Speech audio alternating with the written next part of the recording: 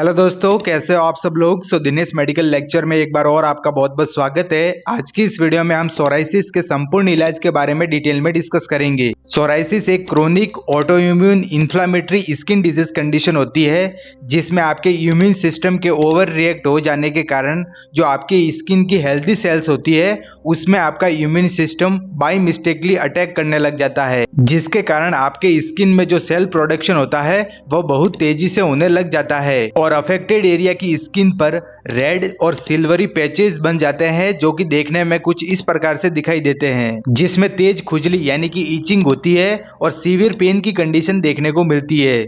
आज की इस वीडियो में हम सोराइसिस के संपूर्ण इंट्रोडक्शन से लेकर उसके मेडिकल मैनेजमेंट के बारे में डिटेल में डिस्कस करेंगे। आज की इस वीडियो में हम जानेंगे कि यदि किसी व्यक्ति में सोराइसिस की कंडीशन डेवलप हुई है तो वो किन किन कारणों की वजह से हुई है, उसमें क्या सिम्टम देखने को मिलते हैं और मेनली इसके ट्रीटमेंट के बारे में डिटेल में डिस्कस करेंगे।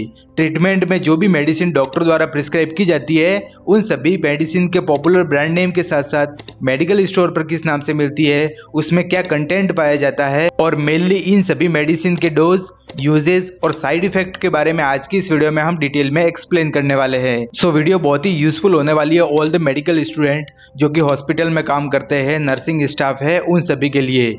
आगे बढ़ने से पहले वीडियो को लाइक कर देना और अगर चैनल पर पहली बार विजिट कर रहे हो तो चैनल को प्लीज सब्सक्राइब कर देना। चलिए वीडियो को शुरू करते हैं और सबसे पहले अपन डिटेल में डिस्कस करते हैं व्हाट इज अ सोराइसिस, यानी कि सोराइसिस डिजीज कंडीशन क्या होती है। उसका जनरल इंट्रोडक्शन हम सबसे पहले हिंदी और इंग्लिश भाषा में आसान शब्दों में समझने वाले हैं।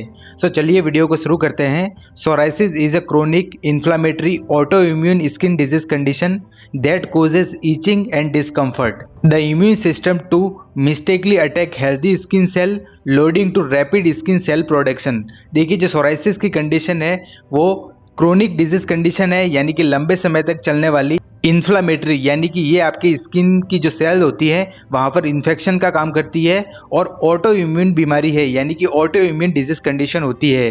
देखिए, ऑटो इम्यून का मतलब होता है कि आपके शरीर का जो इम्यून सिस्टम है वो बाय मिस्टेकली आपके स्किन की जो हेल्दी सेल और हेल्दी जो टिश्यूज होते हैं उनको एंटीजन मानकर उनके खिलाफ ही एंटीबॉडीज बनाने लग जाती है, यानी कि बाय मिस्टेकली उन टिश्यूज पर या फिर उन सेल को अटैक करने लग जाती है। तो उस कंडीशन में जो ऑटो इम्यून बीमारियां होती हैं वो डेवलप होती है। तो सोराइसिस भी एक ऑटो इम्यून डिजीज कंडीशन होती है जिसमें क्या होता है, जिसमें स्किन की जो बेसल लेयर होती है, देखिए हमारी स्किन की 3 लेयर होती है, एपिडर्मिस, डर्मिस और हाइपोडर्मिस। तो स्किन की जो बेसल लेयर होती है यानी कि जो हमारी एपिडर्मिस लेयर होती है उसमें सेल के एक्सेसिव डिवीजन होने के कारण जो एपिडर्मल प्रोलिफरेशन है वो बढ़ जाता है, यानी कि सेल की जो एक्सेसिव प्रोडक्शन होता है, जो ग्रोथ होती है वो होने लग जाती है, जिसके कारण जो अफेक्टेड एरिया होता है यानी कि जहाँ की स्किन में सेल प्रोडक्शन अधिक हो रहा है वहाँ पर वेल डिफाइंड कलरलेस पपड़ीदार प्लेग बन जाते हैं जो कि देखने में कुछ इस प्रकार से दिखाई देते हैं, जिसमें तेज दर्द होता है, खुजली चलती है और घाव बन जाते हैं। ये पैचेस चांदी जैसे व्हाइट और रेड होते हैं जो कि आपके संपूर्ण शरीर पर भी हो सकते हैं या फिर जो पर्टिकुलर एरिया होता है जैसे कि बगल में, नाखून में या फिर स्काल्प यानी कि खोपड़ी पर मुख्यतः देखने को मिलते हैं। ये पैचेस आपके इम्यून सिस्टम के ओवर रिएक्ट हो जाने के कारण देखने को मिलते हैं। आप इमेज में देख सकते हो, इसमें हम सोराइसिस की कंडीशन को आसान डायग्राम के माध्यम से समझने वाले हैं। देखिए, जो हमारी स्किन होती है उसकी 3 लेयर होती है, एपिडर्मिस, डर्मिस और हाइपोडर्मिस। जो हमारे स्किन की जो हाइपोडर्मिस होती है लेयर, उसके नीचे मसल्स प्रेजेंट रहती है। सोराइसिस की कंडीशन में क्या होता है कि जो हमारी स्किन की बेसल लेयर होती है यानी कि जो हमारी स्किन की एपिडर्मिस लेयर होती है उसमें सेल का प्रोडक्शन अधिक होने लग जाता है, यानी कि एपिडर्मल प्रोलिफरेशन होता है वो बहुत ज़्यादा बढ़ जाता है, जिसके कारण जो एपिडर्मिस लेयर होती है वो बहुत ही थिक हो जाती है, यानी कि मोटी हो जाती है और उस पर पैचेस देखने को मिलते हैं। ये पैचेस रेड हो सकते हैं या फिर सिल्वरी वाइट भी हो सकते हैं। आप इमेज में देख सकते हो। देखिए जो हमारी हेल्दी स्किन होती है वो कुछ इस प्रकार से दिखाई देती है, लेकिन सोराइसिस की कंडीशन में जो एपिडर्मल प्रोलिफरेशन होता है उसके बढ़ जाने के कारण कुछ इस प्रकार से हमारी स्किन दिखाई देती है। सोराइसिस की कंडीशन आपके ओवरऑल बॉडी में कहीं पर भी देखने को मिल सकती है, लेकिन अगर पर्टिकुलर एरिया के अकॉर्डिंग देखें तो ये कंडीशन मुख्य रूप से आपके स्काल्प यानी कि खोपड़ी पर हो सकती है या फिर जो जेनाइटल एरिया है वहां पर हो सकती है। इसके डिफरेंट टाइप होते हैं जिसको हम आगे डिटेल में एक्सप्लेन करेंगे। नेक्स्ट वीडियो में आगे बढ़ते हैं और आगे अपन डिटेल में डिस्कस करते हैं टाइप्स ऑफ सोराइसिस। देखिए जो सोराइसिस होता है वो मुख्य रूप से 6 प्रकार का होता है। Plaque psoriasis, inverse psoriasis, guttate psoriasis, pustular psoriasis, erythrodermic psoriasis और नेल सोरियासिस, जिसको आप इमेज में देख सकते हो। ये काफ़ी इंपॉर्टेंट होते हैं जिसको हम एक एक करके डिटेल में एक्सप्लेन करने वाले हैं। सबसे पहले जो हमारा सोरियासिस का टाइप है वो होता है plaque psoriasis. Plague psoriasis is the most common type of psoriasis, जो कि 80 to 90% केसेस में देखने को मिलता है। देखिए जो प्लेग सोरियासिस है वो मोस्ट कॉमन टाइप होता है, जो कि लगभग 80 to 90% केसेस में यह कंडीशन देखने को मिलती है। प्लेग सोरियासिस में क्या होता है कि इसके कारण मोटी पपड़ीदार पट्टिकाएं बन जाती है, जिसमें ईचिंग यानी कि खुजली चलती है और तेज दर्द होता है, जो कि धीरे धीरे आपके संपूर्ण शरीर पर सेपरेट होता है। देखिए जो प्लेग सोरियासिस होते हैं उसमें जो पैचेस होते हैं वो कुछ इस प्रकार से दिखाई देते हैं। इसमें मोटी पपड़ीदार होती है, ये रेड सिल्वरी दिखाई देते हैं, जो कि धीरे धीरे आपके संपूर्ण शरीर पर सेपरेट होता है। ये मोस्ट कॉमन टाइप का सोरियासिस होता है। नेक्स्ट वीडियो में आगे बढ़ते हैं और अगला जो हमारा सोरियासिस का टाइप है वो होता है इनवर्स सोरियासिस। जो इनवर्स सोरियासिस होता है वो आपके शरीर के उन हिस्सों में देखने को मिलता है जो आपस में रगड़ खाते हैं, यानी कि आपके शरीर के उन हिस्से जो आपस में रगड़ खाते हैं, एक दूसरे से चिपकते हैं, वहां पर इनवर्स सोरियासिस ज्यादा देखने को मिलता है। जैसे कि बगल में हो गया या फिर कमर में हो गया, जिसके कारण उस एरिया की जो सेल्स होती है वो बहुत तेजी से ग्रो होने लग जाती है और वहाँ पर लेशंस बन जाते हैं, जिसके कारण वहाँ पर दर्द होता है, खुजली चलती है और उस एरिया पर जलन महसूस होती है। देखिए जो इनवर्स सोराइसिस की कंडीशन होती है वो महिलाओं में अराउंड द ब्रेस्ट यानी कि जो ब्रेस्ट और उसके नीचे वाली स्किन होती है, आप इमेज में देख सकते हो, वहाँ पर देखने को मिलता है। इसके अलावा जो आपके अंडर आर्म्स होते हैं वहाँ पर भी दोनों स्किन एक दूसरे से टच होती है, वहां पर भी आपके जो इनवर्स सोराइसिस होता है वो देखने को मिलता है। इसके अलावा कान के पीछे या फिर जो हाथ की जो कलाई होती है वहां पर यह देखने को मिलता है। इसके अलावा जो अंडर आर्म्स होते हैं वहां पर भी सोराइसिस की कंडीशन देखने को मिलती है। देखिए अगर आपकी स्किन वाइट है तो वहां पर जो सोराइसिस के पेचेस होते हैं वो रेड दिखाई देते हैं इनवर्स सोराइसिस की कंडीशन में, या फिर आपकी स्किन अगर ब्लैक है तो जो पैचेस होते हैं वो डार्क दिखाई देते हैं इनवर्स सोराइसिस की कंडीशन में। नेक्स्ट वीडियो में आगे बढ़ते हैं और अगला जो हमारा तीसरा सोराइसिस का टाइप है वो होता है गुटेड सोराइसिस। यह सोराइसिस का लेस कॉमन टाइप है, यानी कि बहुत ही कम देखने को मिलता है। जो मोस्ट कॉमन टाइप होता है वो प्लेग सोरियासिस होता है। गुटेड सोरियासिस मुख्य रूप से स्ट्रेप्टोकोकल जो थ्रोट इन्फेक्शन होता है, यानी कि जो गले में खराश होती है उसके बाद होता है। यह बूंद के आकार का लाल पपड़ीदार धब्बे जैसा दिखाई देता है, जो कि आपके बच्चों में और वयस्कों यानी कि दोनों में ही देखने को मिल सकता है। आप इमेज में देख सकते हो, ये गुटेड सोरियासिस होता है जो कि एक बूंद की तरह पपड़ीदार दिखाई देता है।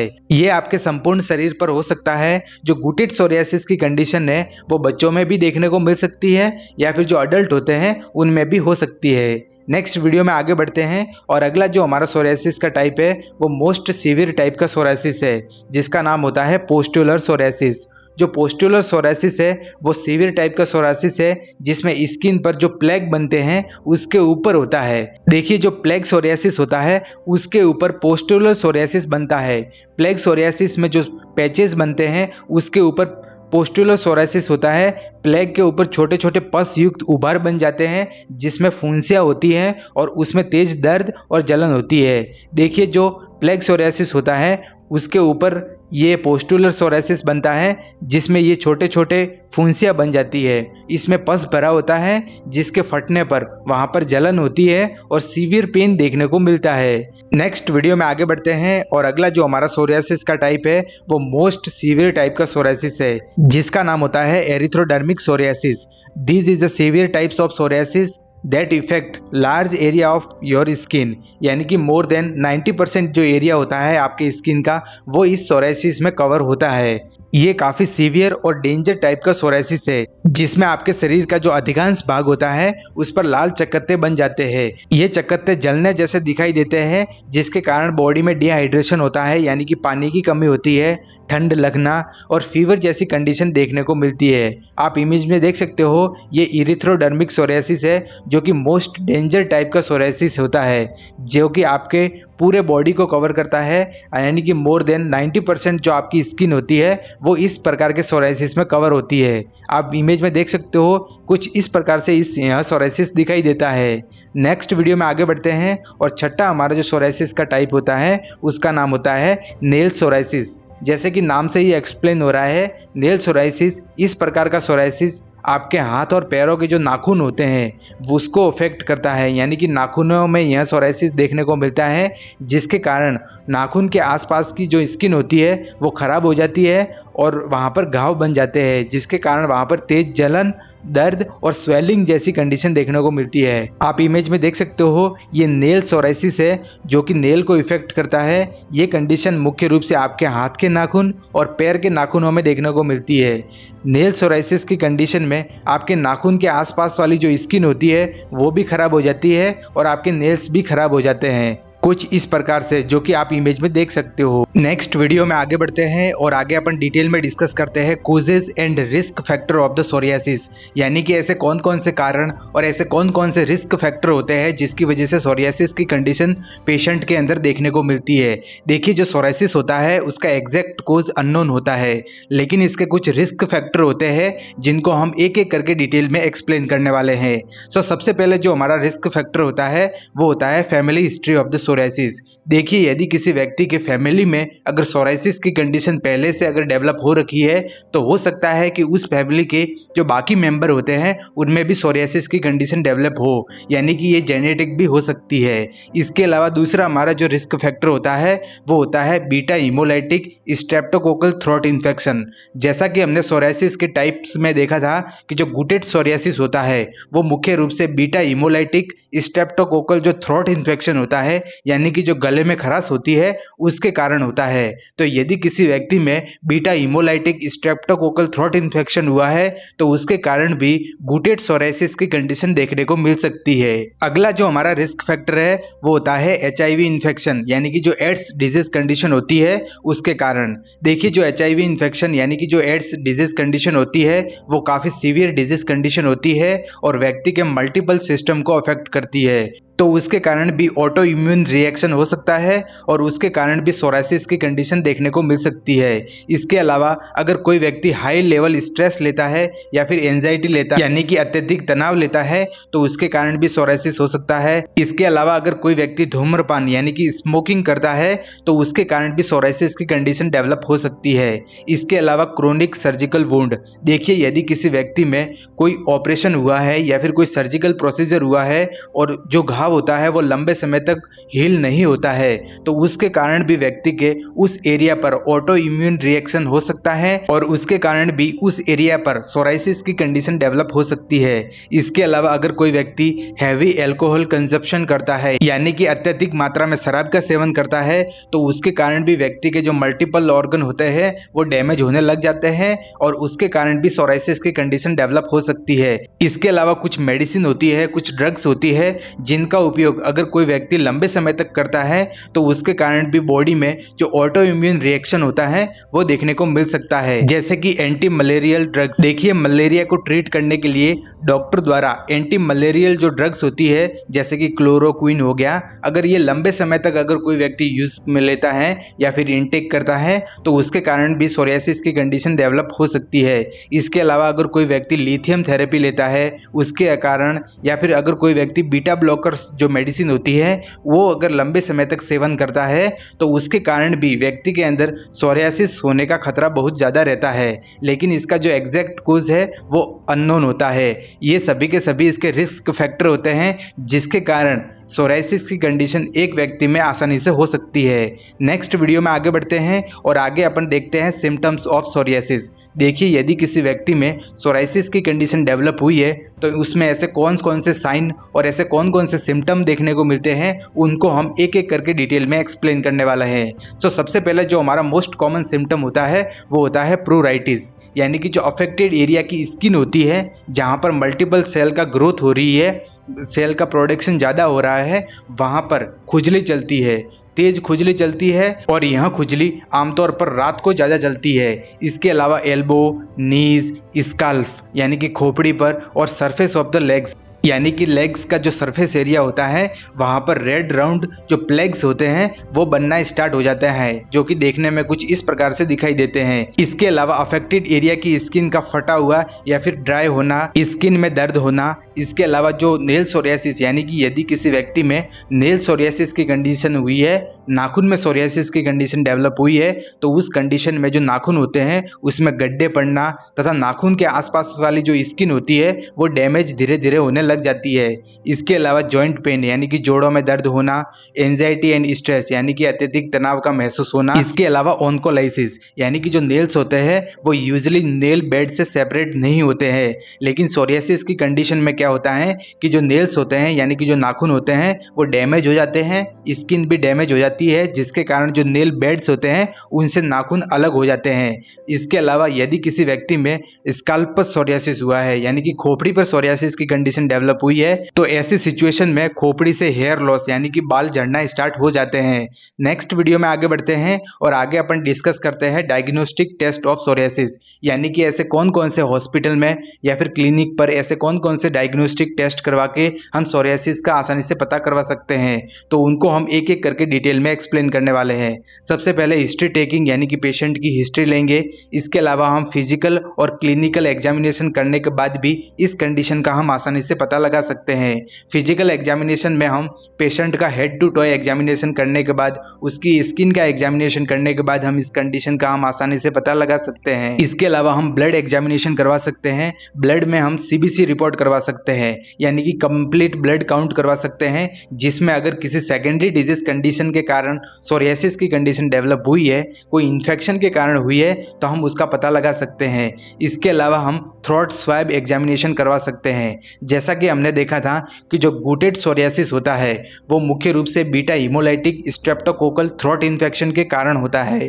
तो अगर किसी व्यक्ति में गूटेड सोरियासिस की कंडीशन डेवलप हुई है तो उसका हम पता लगाने के लिए थ्रोट स्वैब एग्जामिनेशन करवा सकते हैं, जिसमें हम आइडेंटिफाई कर सकते हैं गूटेड सोरियासिस को। इसके अलावा हम स्किन स्क्रैपिंग करवा सकते हैं, यानी कि जहां पर सोरियासिस की कंडीशन डेवलप हुई है, जो प्लेग्स बने हैं, वहां से हम छोटा सा सैंपल लेते हैं और इस सैंपल को हम लेबोरेटरी टेस्ट करवा के सोरियासिस का पता लगवा सकते हैं। इसके अलावा हम नेल क्लिपिंग करवा सकते हैं, यानी कि नेल सोरियासिस की कंडीशन में नेल का हम छोटा सा जो नाखून होता है उसका हम छोटा सा सैंपल लेके उसका भी एग्जामिनेशन करवा सकते हैं। इसके अलावा हम बायोप्सी एग्जामिनेशन करवा सकते हैं और अगर इन सभी टेस्ट करने के बाद भी सोरियासिस का पता नहीं लगता है तो ऐसी सिचुएशन में हम सीटी स्कैन एग्जामिनेशन करवाकर इस कंडीशन का हम आसानी से पता लगा सकते हैं। नेक्स्ट वीडियो में आगे बढ़ते हैं और आगे अपन डिटेल में देखते हैं ट्रीटमेंट प्लान ऑफ सोरियासिस। देखिए, जो सोरियासिस की कंडीशन होती है उसमें जो भी मेडिसिन डॉक्टर द्वारा प्रिस्क्राइब की जाती है वो 3 कंडीशन पर डिपेंड करती है। सोरियासिस को हम 3 भागों में डिवाइड करते हैं, माइल्ड, मॉडरेट और सीवियर। जो माइल्ड केसेस होते हैं जिसमें सोरियासिस के सिम्टम ज्यादा देखने को नहीं मिलते हैं और ओवरऑल स्किन पर यानी कि टोटल बॉडी सरफेस एरिया 3% से भी कम होता है, तब कुछ टॉपिकल थेरेपी देते हैं, यानी कि टॉपिकली कुछ क्रीम और ऑइंटमेंट होते हैं जो कि डॉक्टर द्वारा प्रिस्क्राइब किए जाते हैं और उनको उस जो प्लेग्स होते हैं, जो लीशंस होते हैं, उन पर रेगुलर अप्लाई करने की सलाह दी जाती है। तो ये माइल्ड केसेस में देते हैं। माइल्ड केसेस में कॉर्टिकोस्टेरॉइड जो क्रीम्स होती है जैसे कि हाइड्रोकोर्टिसोन हो गया या फिर क्लोबेटासोल हो गया, जो कि टॉपिकली यूज करने के लिए दी जाती है। इसके अलावा इसके कॉम्बिनेशन में टॉपिकली इम्यूनोमॉड्यूलर या फिर जो विटामिन डी एनालॉगस होते हैं वो भी यूज करने के लिए दिए जाते हैं, जो कि रेगुलर बेसिस पर अगर सोरियासिस की जो कंडीशन होती है, जो सिम्टम होते हैं, वो अगर ज़्यादा देखने को नहीं मिले या फिर जो टोटल बॉडी सरफेस एरिया है वो 3% से भी कम हो, तब उस लेसन्स पर ये अप्लाई करने की सलाह दी जाती है। लेकिन जब सोरियासिस का बॉडी सरफेस एरिया 5% से भी ज़्यादा हो जाता है या फिर 10% से भी ज़्यादा हो जाता है और टॉपिकली कोई भी ट्रीटमेंट उस पर वर्क नहीं करता है, तो ऐसी सिचुएशन में डॉक्टर द्वारा सिस्टेमिक थेरेपी दी जाती है, जिसमें कुछ मेडिकेशन होती है जो कि डॉक्टर द्वारा ओरली लेने की सलाह दी जाती है। जिसमें जो मोस्ट पॉपुलर मेडिसिन होती है वो होती है मेथोट्रेक्सेट। ये काफ़ी पॉपुलर टैबलेट होती है जो कि डॉक्टर द्वारा लेने की सलाह दी जाती है। और इसके साथ ही अगर ये भी ट्रीटमेंट काम नहीं करता है तो ऐसी सिचुएशन में फोटोथेरेपी भी साथ में दी जाती है। और जो बायोलॉजिकल ट्रीटमेंट होता है, यानी कि जो बायोलॉजिकली इंजेक्शन होते हैं, वो उस प्लेग्स पर सीधा ही इंसर्ट किए जाते हैं, जिसको हम एक एक करके आगे डिटेल में डिस्कस करने वाले हैं। सो आगे बढ़ने से पहले मैं आप सब लोगों को बता दूं कि मेरे द्वारा जितनी भी मेडिकेशन, क्रीम या फिर टेबलेट्स बताई जाती है वो सिर्फ एजुकेशन पर्पज से है। आप किसी भी टेबलेट या फिर इंजेक्शन का उपयोग खुद की मर्जी से नहीं करें।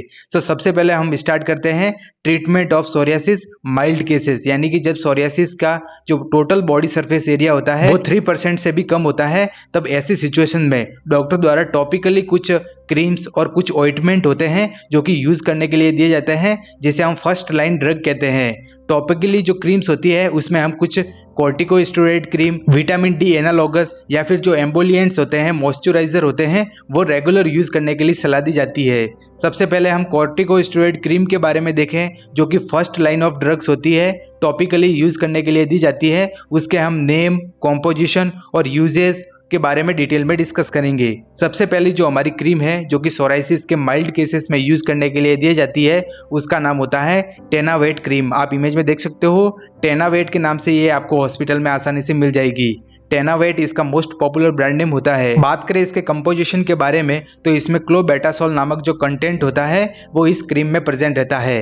ये एक कॉर्टिकोस्टेरॉइड क्रीम होती है जो कि मेनली सोराइसिस के जो माइल्ड केसेस होते हैं उसमें डॉक्टर द्वारा प्रिस्क्राइब की जाती है, जिसको टॉपिकली यानी कि जो अफेक्टेड एरिया होता है वहां पर ही सीधा ही अप्लाई करने की सलाह दी जाती है। बात करें इस क्रीम के उपयोग के बारे में तो इस क्रीम का उपयोग सोराइसिस और एक्जिमा जैसी कंडीशन में यूज करने की सलाह दी जाती है। ये जो क्रीम होती है वो reduce redness, itching and swelling, यानी कि ये क्रीम लगाने के बाद जो रेडनेस होती है वो कम हो जाती है, ईचिंग भी कम होती है और मेनली जो स्वेलिंग होती है या फिर जो इन्फ्लामेशन होता है उसको भी कम कर देती है, जिसके कारण जो सोराइसिस के जो सिम्टम होते हैं यानी कि जो प्लेग्स बनते हैं वो धीरे धीरे कम होने लग जाते हैं। बात करें इस क्रीम के डोज के बारे में, ये क्रीम काफ़ी इफेक्टिव होती है, जिसको जो अफेक्टेड एरिया होता है वहाँ पर बीडी में यानी कि दिन में 2 बार लगाने की सलाह दी जाती है। और इस क्रीम को do not use long terms, यानी कि लंबे समय तक यूज करने की सलाह नहीं दी जाती, क्योंकि ये एक कॉर्टिकोस्टेरॉइड क्रीम होती है।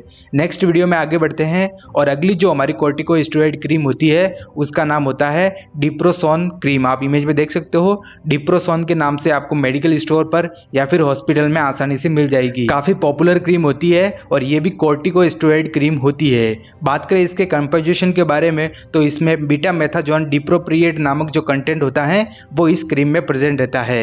इस क्रीम का यूज भी सोराइसिस और एक्जिमा जैसी कंडीशन को ट्रीट करने के लिए किया जाता है। ये क्रीम रिड्यूस रेडनेस, ईचिंग और स्वेलिंग को कम करती है और जो सोराइसिस के कंडीशन में जो सिम्टम आते हैं उनको भी कम करती है, जिसके कारण सोराइसिस की कंडीशन में काफी आराम मिलता है। बात करें इस क्रीम के डोजेस के बारे में तो अप्लाई ऑन इफेक्टेड एरिया, यानी कि जहां पर घाव बनते हैं, जो लेशंस बनते हैं वहां पर बीडी में यानी कि दिन में 2 बार लगाने की सलाह दी जाती है। और यह भी एक कॉर्टिकोस्टेरॉइड क्रीम होती है जिसको लंबे समय तक यूज करने की सलाह नहीं दी जाती है। नेक्स्ट वीडियो में आगे बढ़ते हैं और अगली जो हमारी कॉर्टिकोस्टेरॉइड क्रीम होती है उसका नाम होता है पेडागिस क्रीम। आप इमेज में देख सकते हो, पेडागिस के नाम से ये मेडिकल स्टोर पर और हॉस्पिटल में आपको आसानी से मिल जाएगी। बात करें इस क्रीम के कंटेंट के बारे में तो इसमें ट्रिमसिनोलोन एसीटोनाइड नामक जो कंटेंट होता है वो 0.1% इस क्रीम में प्रेजेंट रहता है।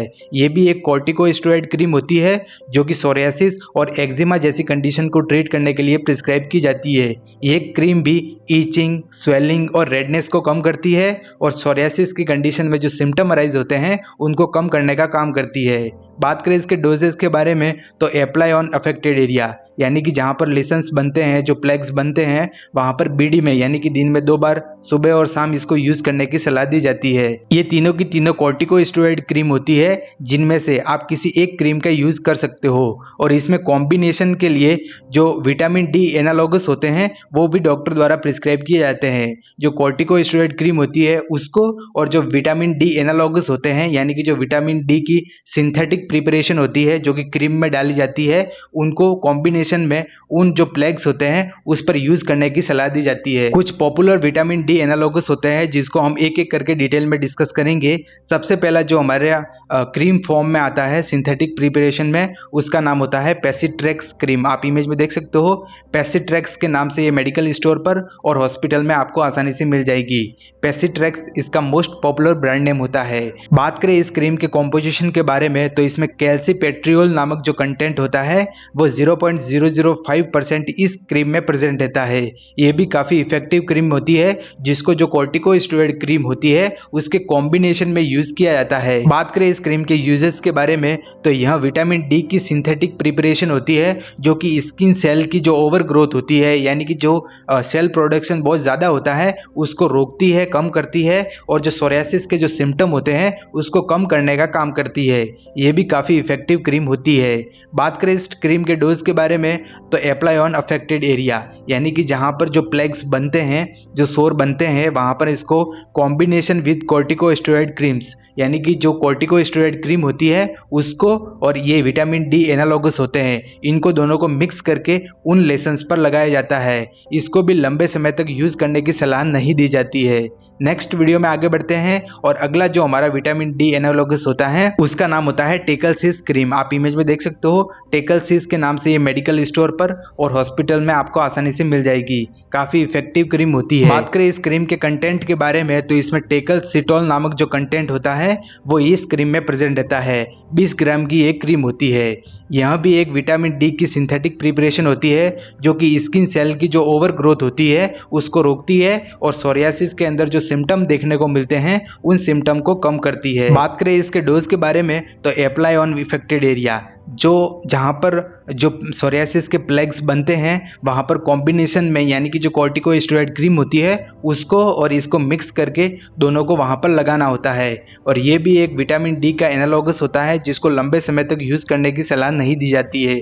ये दोनों की दोनों क्रीम विटामिन डी एनालॉगस होती है, सिंथेटिक प्रिपरेशन होती है, जिनमें से आप किसी एक क्रीम का यूज कर सकते हो। इसके साथ ही डॉक्टर द्वारा कुछ माइल्ड केसेस में जो एम्बुलेंस होते हैं यानी कि जो स्किन को एकदम मुलायम और ड्राइनेस को कम करती है, वो एम्बुलेंस भी स्किन पर अप्लाई करने के लिए दिए जाते हैं। जिसमें जो सबसे पहला मोस्ट पॉपुलर जो एम्बुलेंस होता है उसका नाम होता है लाइट लिक्विड एम्बुलेंस, जो कि मोस्ट पॉपुलर है। कुछ इस प्रकार से दिखाई देता है, आप इमेज में देख सकते हो, जिसको आप मेडिकल स्टोर या फिर हॉस्पिटल से आसानी से खरीद सकते हो। बात करें इसके कंटेंट के बारे में तो इसमें ऑयलाटूम नामक जो कंटेंट होता है वो इस एमोलिएंट्स में प्रेजेंट रहता है।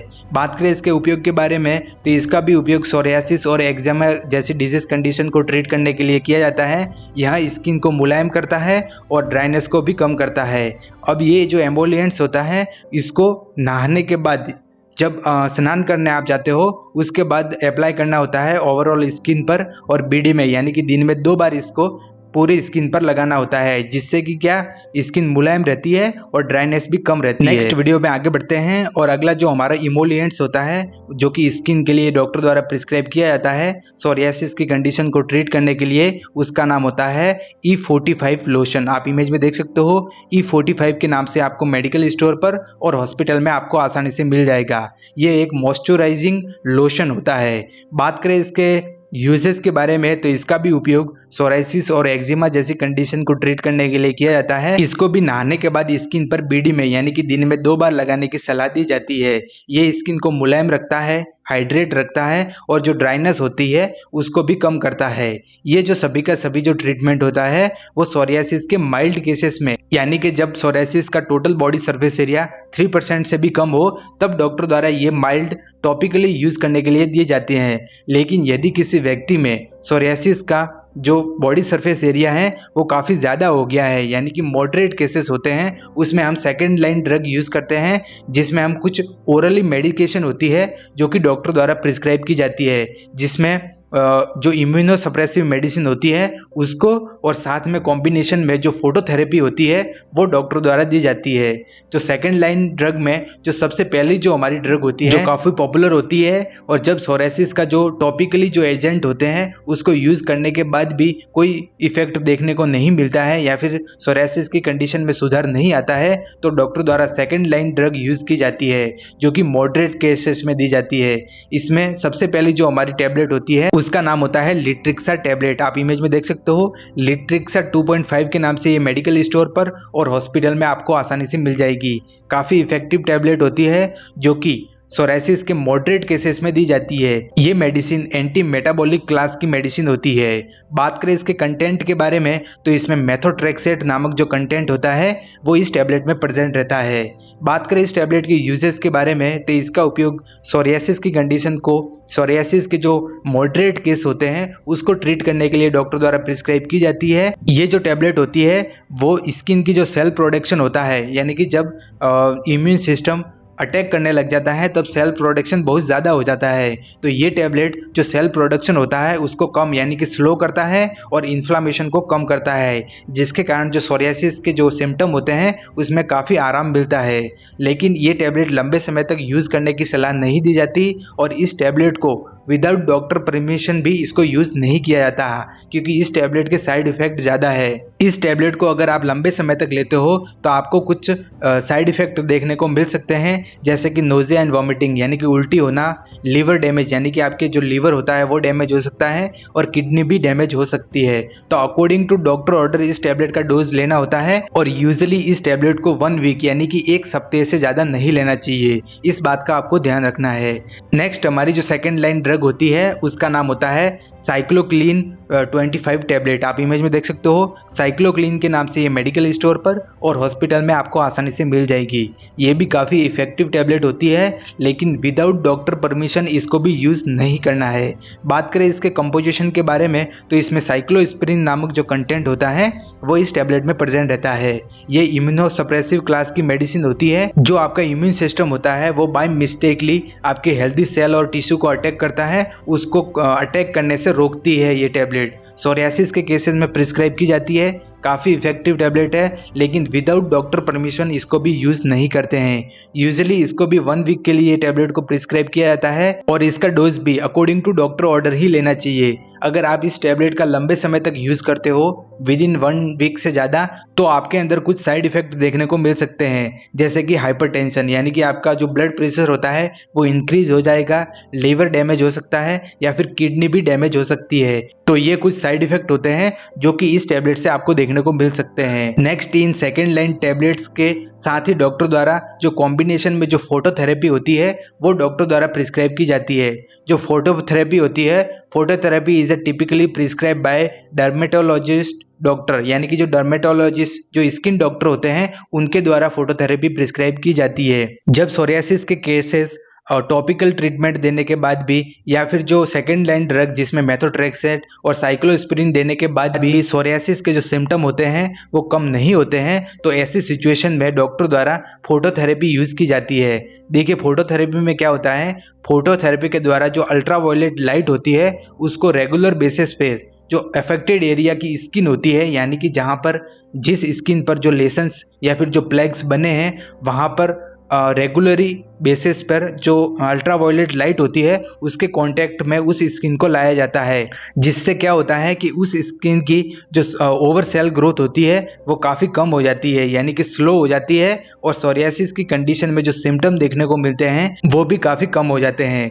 फोटोथेरेपी में जो आर्टिफिशियल लाइट होती है वो यूज में ली जाती है, जिसमें ब्लू और वाइट लाइट का उपयोग किया जाता है। अगर फोटोथेरेपी देने के बाद भी या फिर जो सेकेंड लाइन ड्रग होती है वो देने के बाद भी सोरियासिस के कंडीशन सही नहीं होती है, तो ऐसी सिचुएशन में बायोलॉजिकली ट्रीटमेंट किया जाता है, जिसमें बायोलॉजिकली कुछ इंजेक्शन होते हैं उसको डायरेक्टली ही जो लेसन्स होते हैं यानी कि जो प्लेग्स होते हैं उनमें इंजेक्ट किया जाता है और सोरियासिस की कंडीशन को ट्रीट किया जाता है। नेक्स्ट वीडियो में आगे बढ़ते हैं और आगे अपन देखते हैं कुछ सावधानियों के बारे में। देखिए, सोरियासिस की कंडीशन में जो भी मेडिसिन डॉक्टर द्वारा प्रिस्क्राइब की जाती है उसको रेगुलर बेसिस पे लेना होता है। इसके अलावा जो मॉइस्चराइजर होता है उसको भी रेगुलर बेसिस पे नहाने के बाद आपकी स्किन पर लगाना चाहिए। इसके अलावा सोरियासिस की कंडीशन जिसको हो रखी है उसको कठोर साबुन का यूज नहीं करना चाहिए। इसके अलावा लो स्ट्रेस यानी कि तनाव कम लेना चाहिए और रेगुलर एक्सरसाइज करनी चाहिए। सो गाइस, उम्मीद करता हूँ मेरे द्वारा सोरियासिस की कंडीशन में इसके इंट्रोडक्शन से लेकर उसके ट्रीटमेंट के बारे में, दवाइयों के बारे में मैंने जो भी जानकारी आपको दी है वो आपको समझ में आई होगी। वीडियो अगर इन्फॉर्मेटिव लगी हो तो वीडियो को लाइक कर देना, चैनल पर न्यू हो तो चैनल को प्लीज सब्सक्राइब कर देना। हम मिलते हैं किसी न्यू और एजुकेशन वीडियो में, तब तक के लिए जय हिंद, जय भारत।